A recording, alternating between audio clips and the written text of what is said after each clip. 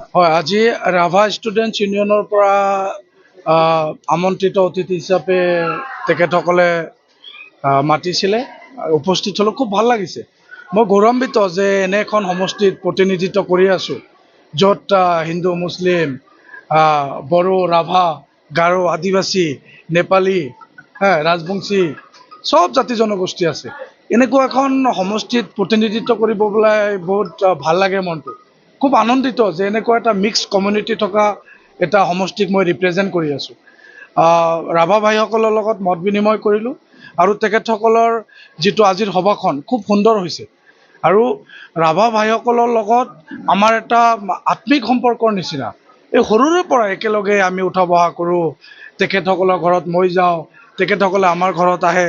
কি সুন্দৰ এটা বণ্ড অফ লাভ যিটো কয়, মানে কি সুন্দৰ এটা পৰিৱেশ।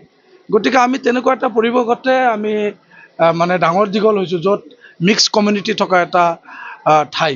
আৰু সেইখন সমষ্টিৰ পৰাই মই এইবাৰ প্ৰতিনিধি হিচাপে নিৰ্বাচিত হৈছোঁ। খুব ভাল প্ৰশ্ন কৰিছে। চাওক, মই আছৰাফুল ইছলাম কেনেকুৱা আপোনালোকে গম পায়।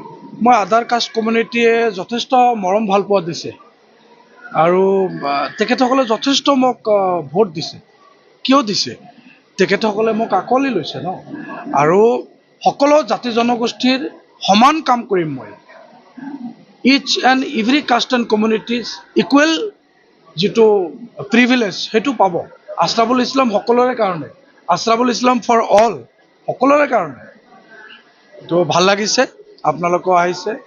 ফ'ৰ্থ পিলাৰ অফ ডেম'ক্ৰেচি, আপোনালোকে গণতন্ত্ৰ চতুৰ্থ স্তম্ভ স্বৰূপ, আপোনালোকক সকলো সময়তে লগ পাই থাকোঁ। এটাই কথা, সমষ্টিখন নতুনভাৱে সুন্দৰকৈ আমাৰ প্ৰতিটো কাষ্ট কমিউনিটিৰ চেণ্টিমেণ্ট বুজিব পৰাকৈ আমি আগুৱাই যাব লাগিব।